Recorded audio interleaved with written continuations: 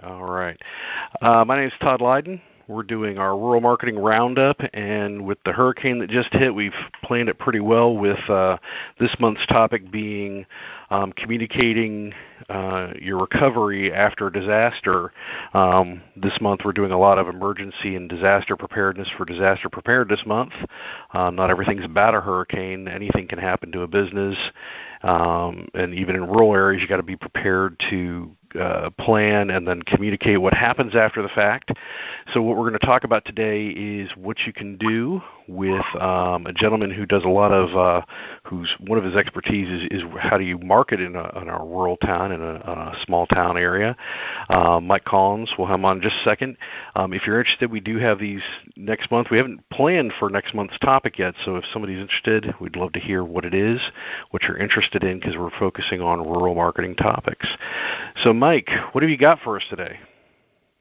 You know, being originally from Lumberton down in southeastern North Carolina, I can connect pretty quickly and easily with a lot of folks who run into some of these issues when hurricanes roll through or we have other emergencies.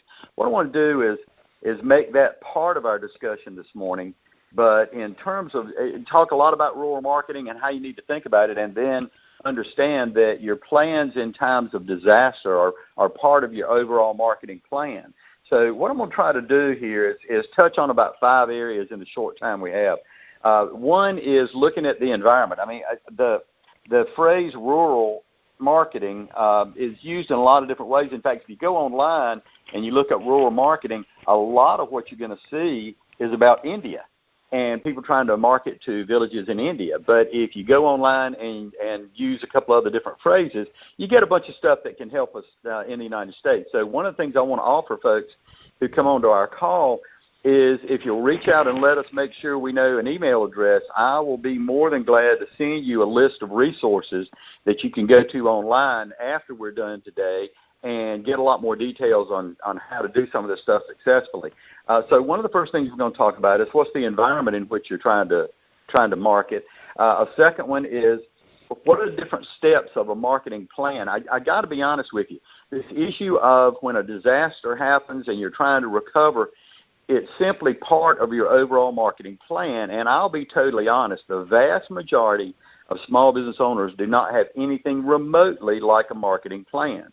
What they'll do is go out and buy an ad in a newspaper or let's put a website up or something like that, but they don't really have it as part of an overall plan. So we'll talk a little bit about those sorts of things. We'll talk about some really easy things to do, things that aren't going to cost you much money at all, and I'll point you to some resources to find out about those sorts of things. And we'll talk about a variety of other resources that are out there to help you. So at the very start here, when we talk about rural, what are you talking about? Todd was right a second ago when he said, I do a program about marketing in small towns. Is your small town out, kind of way out from larger cities, or is it a small town that is kind of a bedroom community for a larger city? I live in a little town called Knightdale that is just outside of Raleigh. But for all practical purposes, Knightdale is part of Raleigh. But there are some other towns that you can get out into in North Carolina and other states that are, I mean, you get 20 miles from an interstate highway in North Carolina, you're out in the country, as we would say. So what's the area you're trying to market to? One of the best things you can do is go to your city and county government agencies, and if you have a community college in your area, go to the library and ask for the demographics of the area in which you live. I found it kind of interesting that a lot of folks who've lived in a small town or rural area for a long time do not have a clue for how their area has changed over the last 10 years. I fly a reasonable amount, and when I'm coming into RDU Airport in the Raleigh area and I'm kind of looking around, there are neighborhoods with dozens of homes, nice homes, and they are out somewhere that unless you knew where to go to find them, you'd never know they existed. If you are in a town that's reasonably close to a larger metropolitan area, I can promise you that there are developments in your region that you probably don't even know about. So one of the first things is to find out who you've got in your area and where those folks are. A second thing you really need to think about is where do people, I'm going to use a word here if you'll indulge me, where do people herd up? I'm sure that there are churches in your area, but are there groups for senior citizens? Are there Boy Scout, Girl Scout troops? Are there community groups out there? One of the best things you can do in your area is get people to seeing your face at some of these events. If you walk into your local Hardee's or McDonald's every morning during the week and there are 6 or 7 old guys sitting around the table drinking coffee, you need to go over and introduce yourself and just say hello and just try to find out a little bit more about the area. One of the things about rural areas is this issue of trust and your reputation is hugely important. And so the more you can get people to meet you and find out who you are and what you're trying to do, the better off you're going to be. Small things like, giving money to some local groups and that sort of thing. And if you can't afford the money, give them some of your time. Those are great ways to get in touch with folks. Now, let me kind of jump over to what we were talking about and what Todd mentioned early in his introduction. When bad things hit, like hurricanes and tough times and disasters, if you are connected to these community groups, it allows you to very quickly help people know what your hours might be, how that has changed. If a disaster has kind of put you out of business here for a while, it allows you to connect with folks and say, here's when we believe we're going to be back and in business. And the other thing has to do with something is having some sort of plan on getting your signs repaired. If you are online, which I'm going to really push you here in a second to make sure you're online in a positive way, do you take time to put notices on Facebook, on LinkedIn, or on your website to let folks know when you're coming back from a disaster? So one of the first things to think about is who's your market area and where are those folks and what are some easy ways to get in touch with them.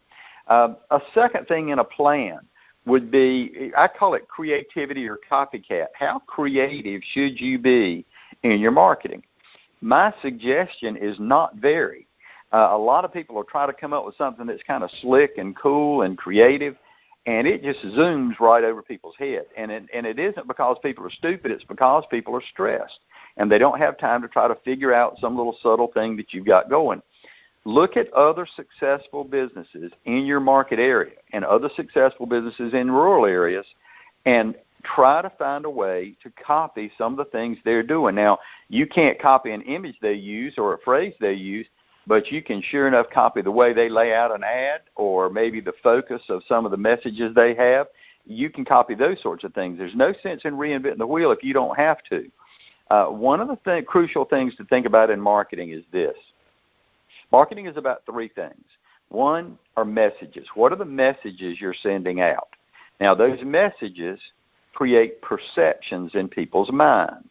If you can create the perception that you are a good neighbor, that you are someone who is there to help, that in tough times you're someone who can be counted on, then those sorts of things, those perceptions are exactly what you want people to believe about your business.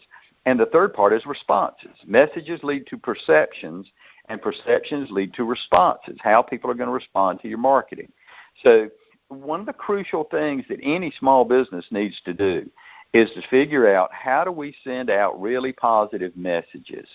I'll give you a great example of something, 2 things that are very simple. One is we've all seen a business in a rural area where they had a big sign, had their name on the sign, and one of the letters fell off. Well, I'm always amazed that you can go back 6 months later, and that letter's still gone with most businesses. And the reason is usually that the owner saw that the letter was off and thought, we need to fix that. But they saw it every day, and after a while, after about 2 or 3 weeks, they don't even see it anymore. It's just that they don't even pay attention to it. So something like that sends a message to your target market that you may not be really paying attention to business, that sort of thing. It's another simple thing. I always tell people in marketing programs, get a friend who has your telephone number in their phone and use their phone to call your phone number and listen to the message that you have left. Very seldom do we ever listen to our own message. Once we put it into the phone and we hear it one time, we don't ever listen to it again. But what you may find is that the tone of your voice, how the words come out, everything is not necessarily how you want to be portrayed. It's not the message you want to send out. So that's something simple that you can change. This whole creativity or copycat, you don't need to put tons of effort into it. I mean, there are folks out there who've spent millions of dollars on market research, and you can take their ideas and run with them. Look at the websites that other folks in your community have. Look at some of the phrasing on them. I'll give you a great example. Last night I was in western North Carolina, and I was coming through Shelby, North Carolina, to come back home to Raleigh. And there were these big billboards around that said, "Pull for the Bulldogs." And I realized that the Bulldogs are the Bulldog is the mascot for Gardner-Webb University up in that area. And the billboards were everywhere. When you think about the market area you're working in, are there high schools that are very prominent? Is there a college that's prominent? Is there a community effort that's really been pushed? Can you find a way to connect with that sort of thing and use it as a way to become part of the community? So that's what I'm talking about, copycat. Look around and look at people, look at messages that are successful, and find ways, if you can, to connect with those sorts of messages. The third thing in a plan, the first thing is you. What are you going to do? The second thing is creativity or copycat.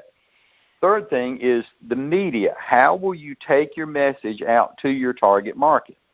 A couple of things to think about that I think are interesting. One is that in rural areas, 65% of people who earn less than $30,000 a year are on Facebook, and they're on Facebook a lot. 87% of folks in a rural area would rather support a local business than some large conglomerate. So in terms of media, if you can think about what reaches people, this thing about cell phones, and tons of people are looking at cell phones and on their computer. At the same time, one thing Todd Lyden has impressed upon me is that your website looks different on a phone than it does on somebody's computer. So one of the things I would push you to think about is, how do you make sure you have a website that connects with folks? That is a type of media. Now, one of the things that I think makes it more difficult in a rural area is that newspapers in smaller towns and rural areas are really getting hammered. A lot of them are going out of business. I think in the last 2 years, about 1,800 small newspapers all over the country went out of business. So it makes it more difficult to reach out to folks in some ways. But at the same time, you can be supportive if you have a newspaper in your area. There are folks who are reading that. And also, do you have local radio stations? You'll find commercials and ads for those local media are a lot less than they are for urban areas. So the two things to think about when you're thinking about media in rural areas, one is, who are you going after?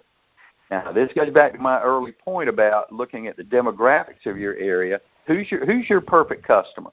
And how many of those folks are there in the area? Can you describe those folks? I find so often in rural areas, people believe they know everybody. But then I'll ask them, I'll say, when you're walking down Main Street or you're walking around in Walmart, how many people do you see? You don't have a clue who they are. And you'll see their heads nodding. So, again, do you know who you're going after? Do you know where they are? Do you know where they go to church? Do you know where they live? Do you know where they shop? There are a variety of different ways you can start targeting folks. One of the crucial ones is called psychographics. This has been the hottest topic in marketing for about the past 100 years. Do you know what goes on in your customers' minds? Do you understand how they feel about themselves and think about themselves? Those are great things to know. If you see somebody and they're pulling for the Bulldogs, or you know somebody and they're heavily involved in their community, you need to find ways to reach out and touch those folks. The fourth part of any marketing plan is budget. Now, you do not have to spend a lot of money in a rural area to be able to reach folks. I've got to tell you this. I've been doing marketing programs for a long time.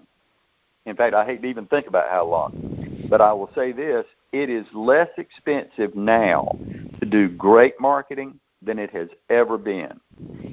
Things like Facebook and LinkedIn and YouTube, all of these things that can help us. whenever you hear someone say those words, though, if you get that uh-oh feeling like, well, I don't know anything about that, well, I can clue you that there are people around you who do. Todd Lyden is an extraordinary example of someone who has a high level of expertise in technology and can help you figure out some fairly simple ways to make technology work for you. So I tell people a lot of times, if you're in a small town or rural area, ask yourself this. If you could invest $100 a month in marketing, what would you invest it in? Because a lot of the things are either free or pretty daggone close to free. You need to be working really hard to find out what people's email addresses are so that you can reach out to them with direct mail. Can you find out addresses? All kinds of things like that. Again, if you know that there is a development, real estate development in your area, it's pretty easy then to hit all the folks in that development from a postal standpoint, and it doesn't cost much at all. So do you have any sort of budget that you're going to try to use every month to reach out and target your customers? The final area of doing any sort of plan is accountability. How do you find a way to figure out what's working for you? I tell people 4 words will help you figure it out. When people contact you, early in the conversation, ask them, how did you find out about us? If you'll do that, you'll start finding that there are a couple of things that you're doing that are wonderfully effective and successful, and then some of the other things are not as successful, and some are not working at all. What you want to find out are what are the big boys, what are the big hitters, and then you want to find out what are those things that you need to kind of pare back on and try something else. A wonderful resource, and again, I'd be glad to pass this resource on to you if you will email Todd and let's have a way to get back and to reach it. There's a guy in the 80s named J. Conrad Levinson, and Levinson wrote a book called Guerrilla Marketing. It was one of the first times anyone had ever pulled together a lot of really great ideas that were low cost. The spelling for guerrilla is the political spelling, not the animal gorilla. And he ended up writing 27 books translated into 41 different languages. I'll be more than glad to pass on the name of some of the books, and you can go to Amazon right now and buy them all for like $2 to $5. But there are tons and tons of wonderful low-cost ideas.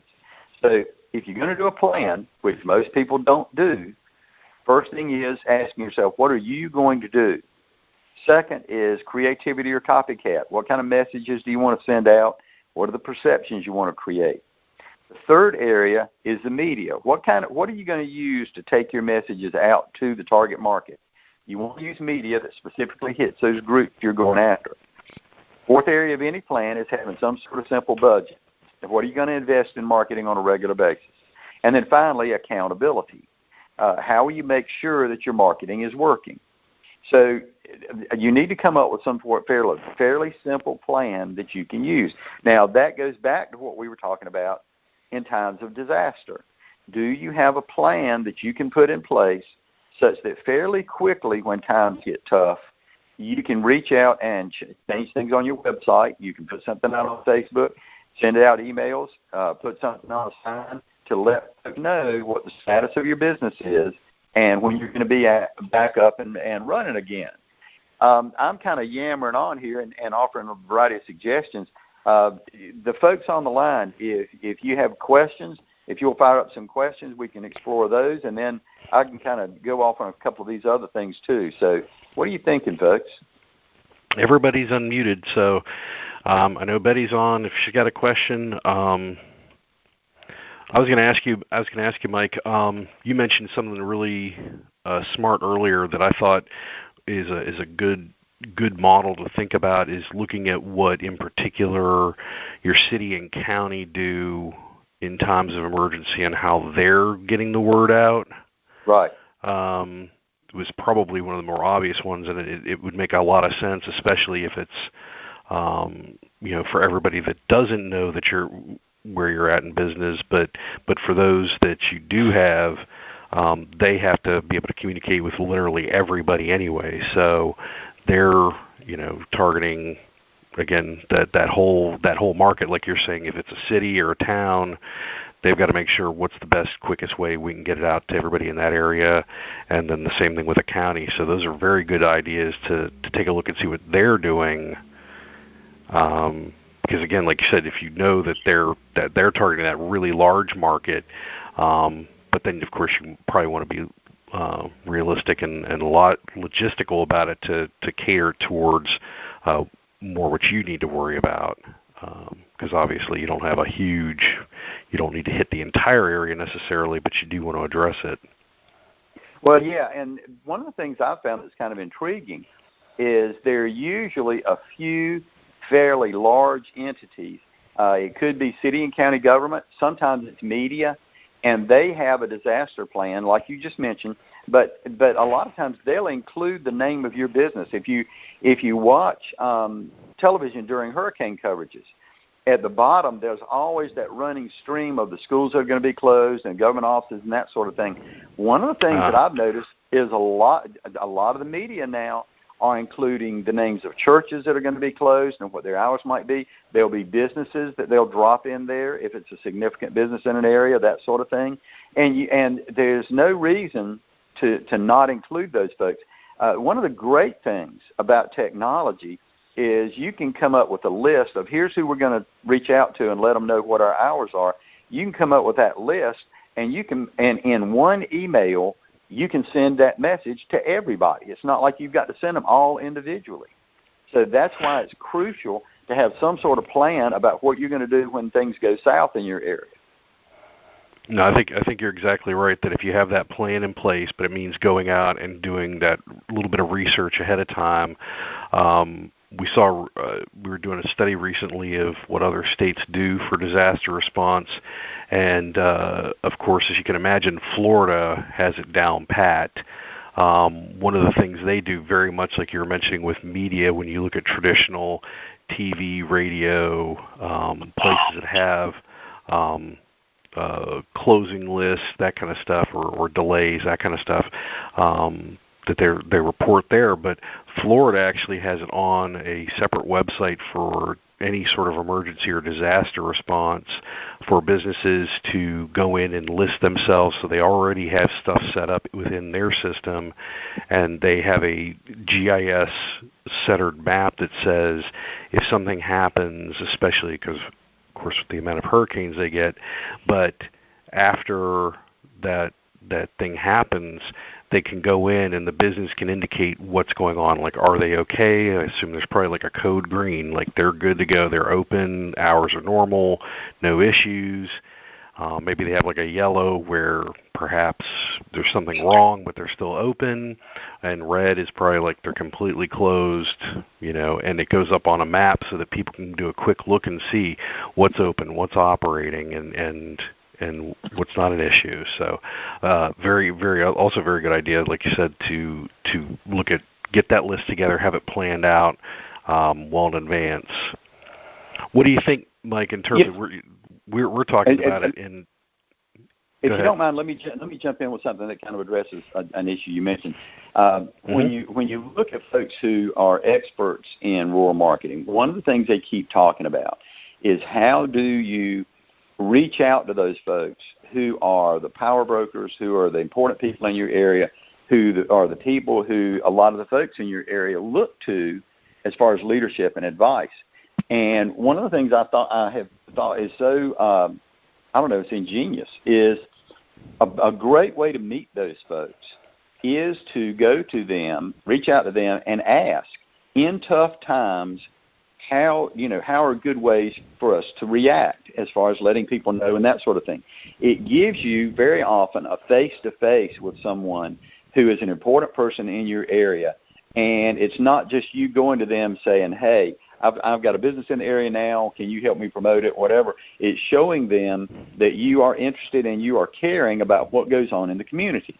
So they are more likely to say good things about you when somebody mentions your business or something comes up. And I thought that was ingenious as a way to meet some of the power brokers in your area. Go meet the police chief. Go meet the fire chief. Go meet the mayor. And just, take them to coffee and just say, hey, what are some ways that I can help? And it could be, depending on the type of business that you're in, it could be that you could be a place where resources could be stored, or you could be a contact for a certain thing that goes on. But it gives you a reason to reach out to some of those power brokers. Another thing that I think can be wonderfully helpful is if you have a website, have a page on your website for here's what to do in a tough time like a hurricane. And all you're going to list are some of those basic steps that everybody should be taking. And again, it says, I care about the community. I know the other pages in my website are commercial and all that, but this is a page that we want to offer that offers suggestions on helping people. And you can do that sort of thing for a variety of different good reasons. I've seen a couple of businesses that had that sort of thing as part of their website, and I just thought it really gives the message that you care about the community and that you're trying to help folks. And that is something that almost every study about marketing in rural areas shows something that is more important to people in a rural area than it is in an urban area. Rural area is so much about reputation and about being part of the community. So any of those little things you can do, and they're not things that cost much.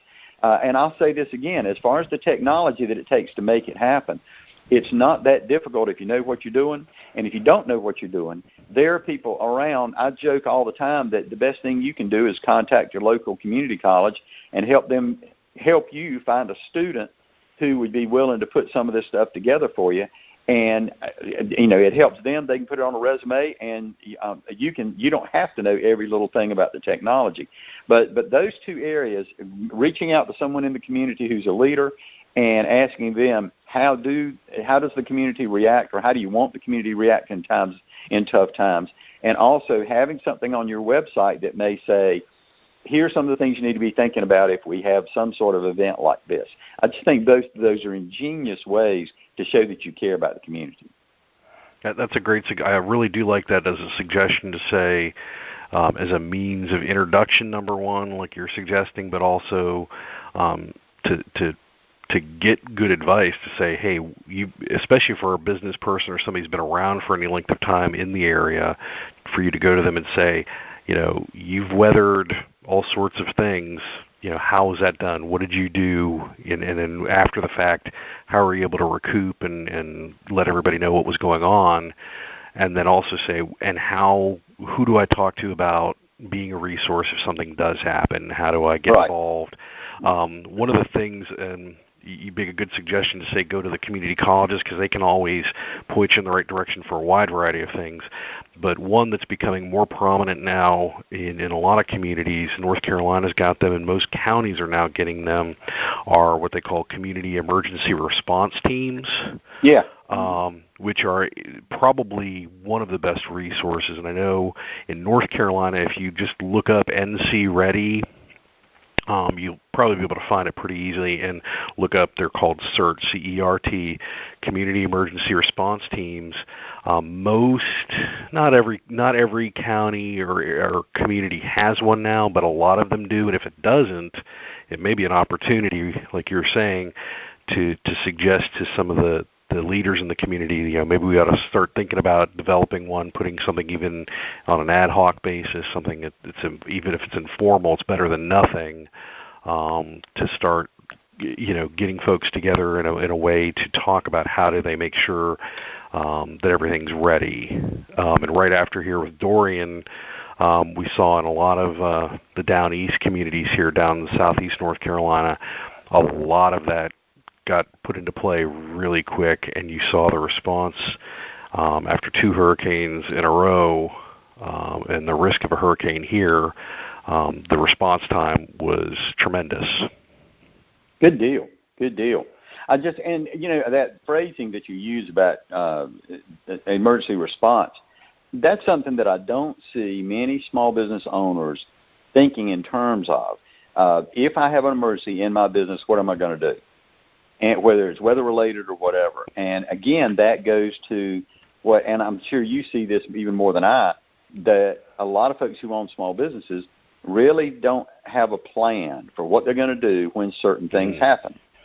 And so, and that's why I think this whole issue of having, as part of your marketing plan, what will I do if tough times happen, we got a hurricane or whatever, how am I going to react to that in such a way that both, A, my family and I are safe, my business is as safe as it can be, but also how can I reach out and help and be part of the community?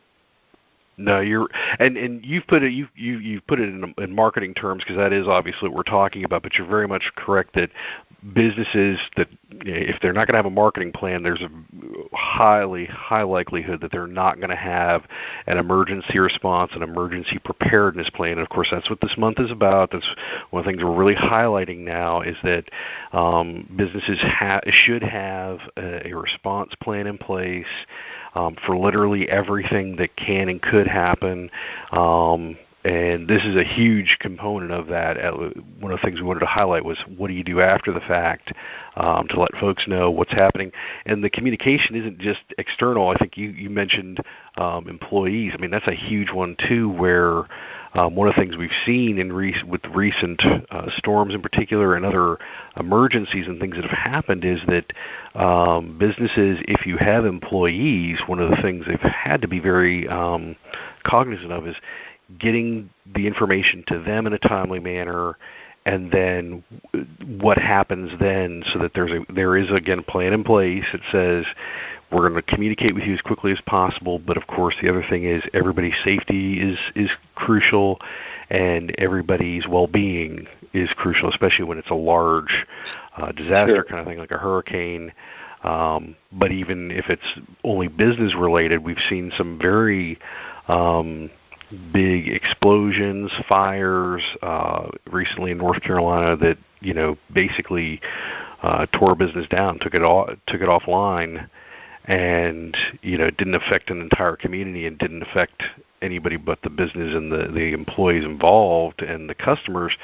But it meant that they had to have that plan in place. They needed to know, what were we going to do to communicate with even just that small amount of folks. And having that plan in place is crucial. Well, I think that obviously large corporations usually will have a plan like that, and that's something that I think is a benefit for them in terms of how large corporations operate.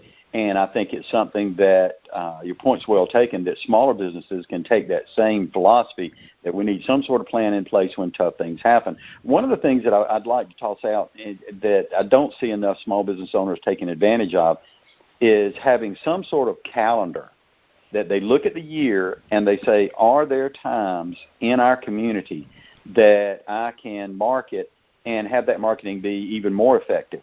If your community has a festival, then you need to have that on your calendar. And about 60 days before that festival, you need to be planning what you're going to do during that festival to make sure that you're part of it. Now, the reason I'm bringing up the calendar thing is in North Carolina, especially southeastern North Carolina, from August through about mid-October, that's hurricane season. So you should be keenly aware of what your emergency plan might be during those months, especially. Now, our friends in the western part of the state, in the wintertime, they've got to think about what we're going to do on snow days. Folks from up north think it's hilarious that we folks in the southeast, if it snows even a little bit, people just go crazy. But at the same time, you need to understand that, do you need to put something on your website? Do you need to put something on a Facebook page that says, here's how we're going to react if for instance, if school's called off, or if it snows such that people can't get around.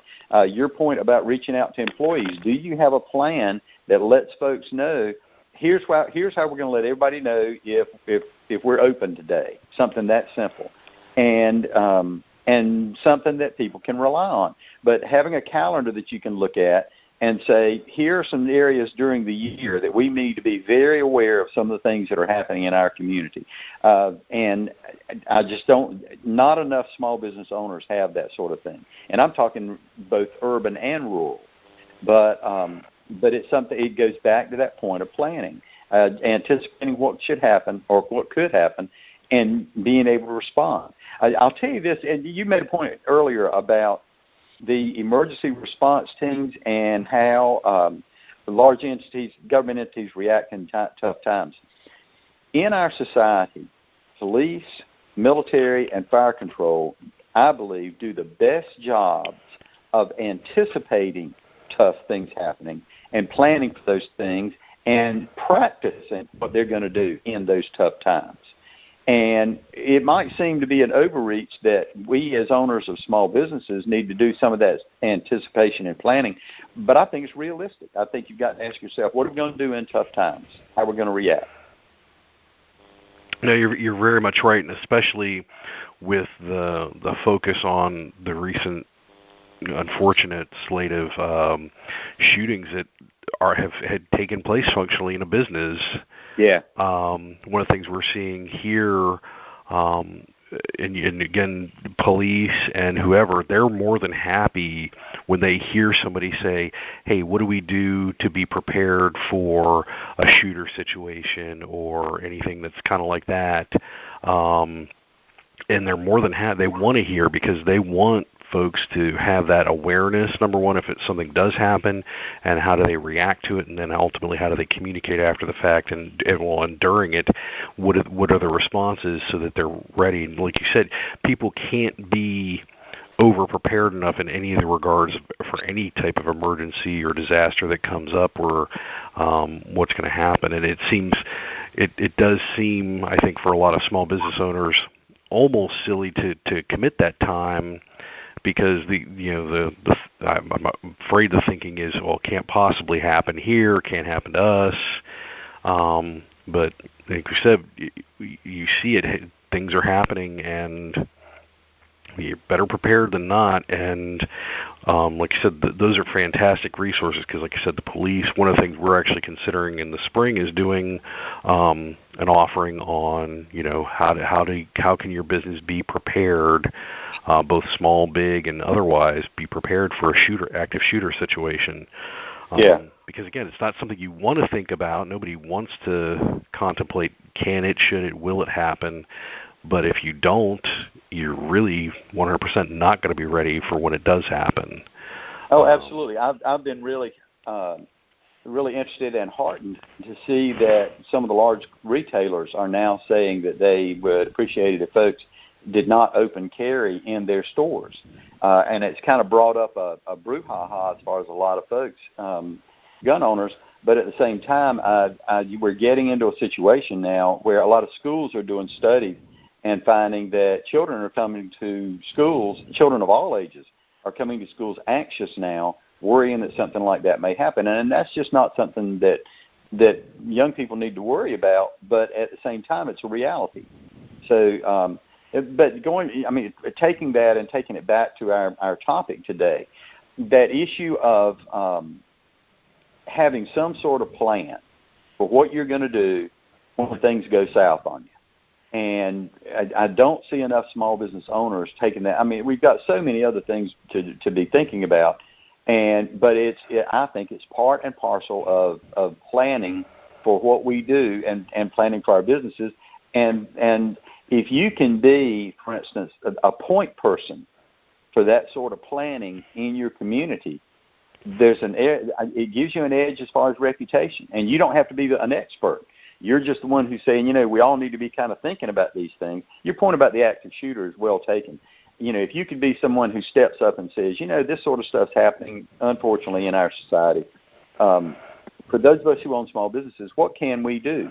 And I can see a situation where you would invite the local law enforcement, both county and city, invite them to come in and offer their expertise and create a kind of almost a town meeting where people would come and make sure that people knew that you were the one who was arranging this.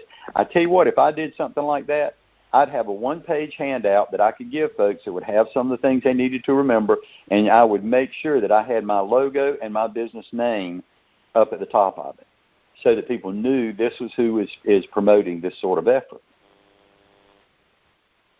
No, you're right. An event-oriented kind of thing before, even after, if something happens, and that's one of the things I always tell folks to remind them of is that generally an event-oriented kind of thing is a good excuse to market. And so, if something has happened, whether it closed you in not a permanent way, but in a temporary way, whether it was short term or whatever, if you think of it as, okay, how do we now promote as if we were promoting a grand opening or a ribbon cutting or something of that scale as an event kind of oriented thing, you'll start thinking of, okay, these are the folks that we want to get it out to, especially into the public, so that they are aware and they know what's going on and that we're back in action, that kind of stuff. One thing, if I could inject at this, there are a lot of folks, when you used the phrase a second ago that opportunities to market, there are a lot of folks who see a tough time or a tough situation, and if we tell them, here's a great situation that you can do some marketing in, it's almost as if folks believe, well, look, that's a little too much. I don't want to be overreaching. What I'm saying is, and I think you're saying the same thing, is that in those tough times, for instance, if you're going to give people information, just make sure that your logo and your business name is on whatever you give people. You're not doing a sales pitch so much. What you're doing is connecting your business with the help you're offering, and you're doing it in a very subtle way. And it's not something that you're just getting too flashy about or whatever. But that subtlety, it goes into people's minds. And people remember that sort of thing. If you can help make people feel a little bit safer and they connect your name to that feeling, that's gold. You can't buy that sort of exposure. No, you're correct. I mean, I think that's one of the things that people, especially if you've got something that you've been involved beforehand, especially if you might be seen as opportunistic if you wait until afterwards, but if you do stuff beforehand and then the minute something does happen, if you're offering either, I mean, that's a huge reason why a lot of major corporations and stuff do donations. One of my favorite examples is like Tide and the detergent companies will oftentimes in a disaster area roll in those big trucks with the washer and dryer so that people can have access to get their clothes clean. You know, they're helping, but at the same time they're also, showing that they're, good citizens and community oriented and trying to just help out, like you said, that they're trying to be a resource and be helpful in a meaningful way for everybody, so that and without it being perceived as advertising or marketing or trying to do anything more than just be helpful. Yeah.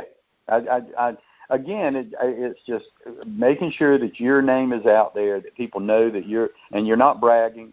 I think a lot of us as Southerners really look down on those folks who are always talking about themselves, and you're not doing that. You are helping people understand that you're part of this effort to do good things, and you're going to have a large percentage of people who connect. That's their perception, is that you're connected with it. That's part of who you are. And I think that in any rural area and small town, that's what you want people to understand, that you're part of helping and you're part of the community.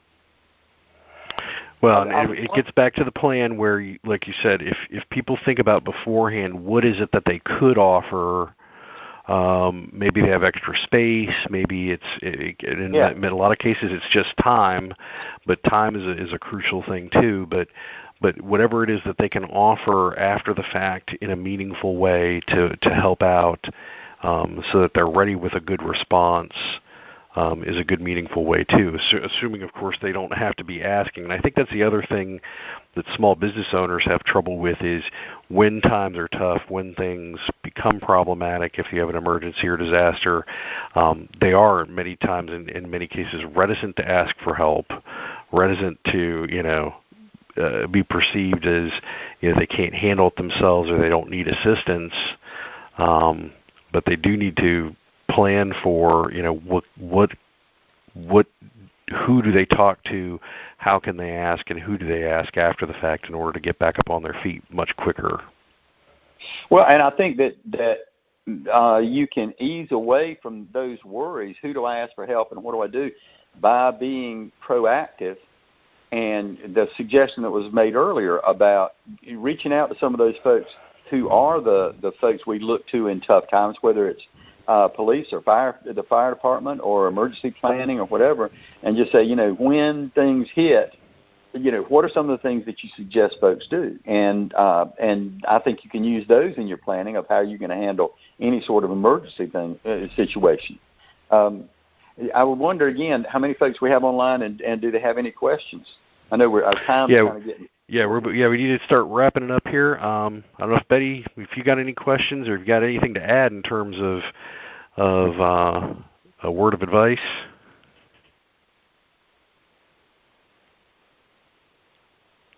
No, Betty's just listening. That's good. One of the big ones, Mike, you mentioned early on, and that's what we do here is with the community colleges, small business centers throughout the state do offer these kind of services where if you as a small business, if you're looking at just a little bit of assistance, whether it's a marketing plan, an emergency response plan, or connections to people who can do this.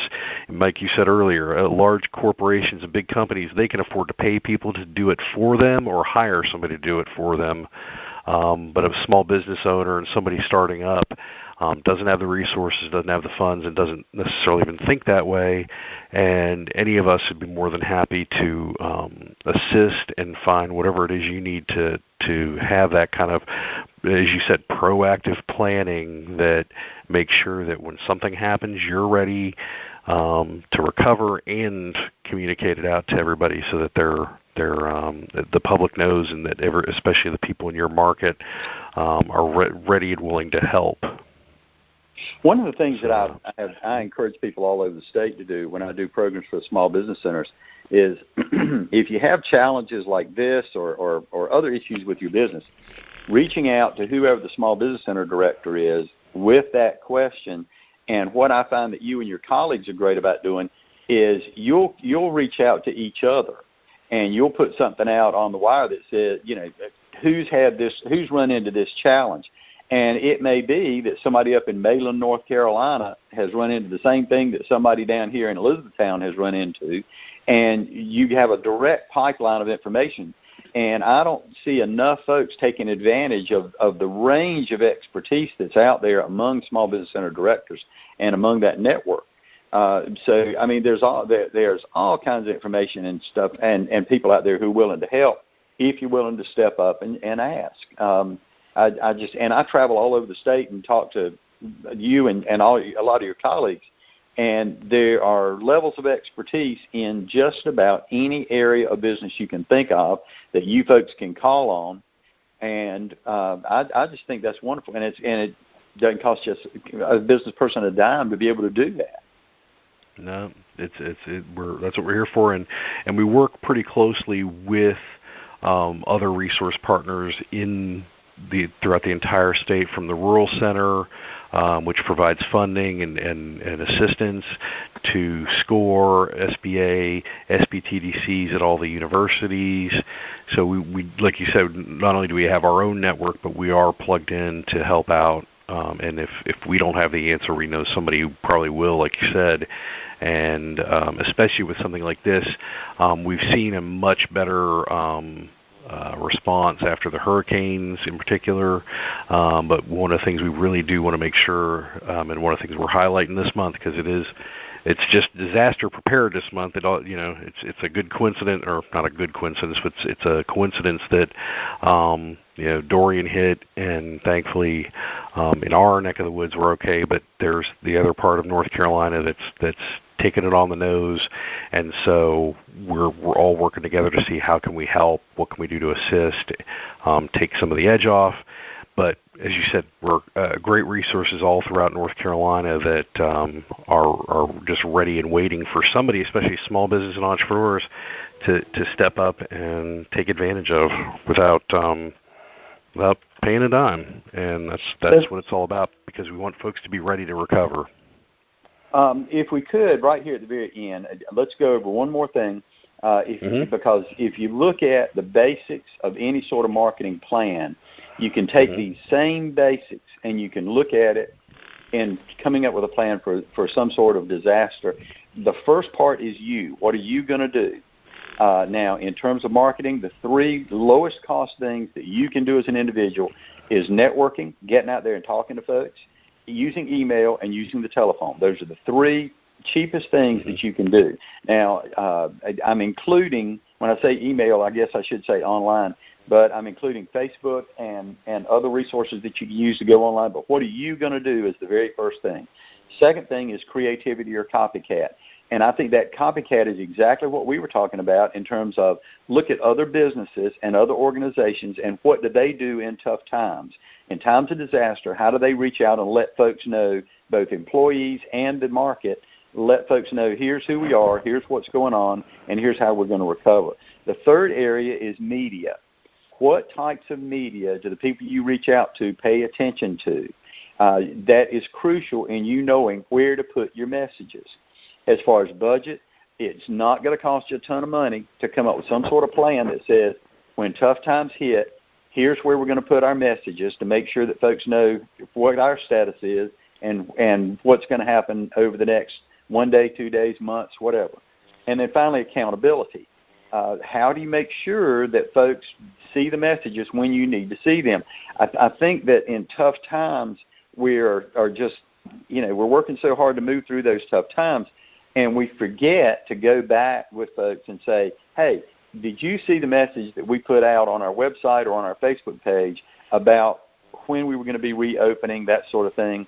If you have employees, asking them after a tough situation, the way that we reacted to this, what did you think about how we reacted? Are there any suggestions people have for how we might improve what we're doing and how we're doing it? So those 5 areas, creativity or copycat, what media are you going to use, budget, and accountability, those are the 5 areas of any major marketing plan, and I think that you can bring it down to say these are also the 5 things we need to think about in any time of disaster. And I do think it's highly appropriate that Disaster Preparedness Month is right in the middle of hurricane season for us.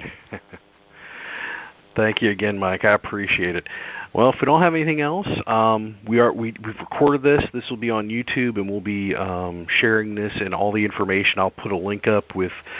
We do a show notes after this, as we've done with previous episodes, and we'll put a lot of these good notes down with some of the things that we've talked about to mention with some of the specific links, so that you have a good resource after the fact if you didn't catch this live. So we do appreciate folks being on, and Mike, I do appreciate you taking time. I know you're a traveling man, and taking the time to stop and talk about this. I think it's, like you said, it's an important issue during the middle of hurricane season in particular, but it is something that businesses need to think about constantly, or not constantly, but they do need to think about in a meaningful way, in a planned and proactive way. I think that was the crucial thing, and be ready so that they don't have problems when the time comes. Sure. Thanks again for the opportunity. All right, Mike, thanks a lot. If there are other questions, we'll say goodbye for this Friday. And if you have topics of interest on rural marketing, hit us up. More than happy to see what we can do to address them for you. Thanks again. Take care, folks. Thanks, Mike. Talk to you later.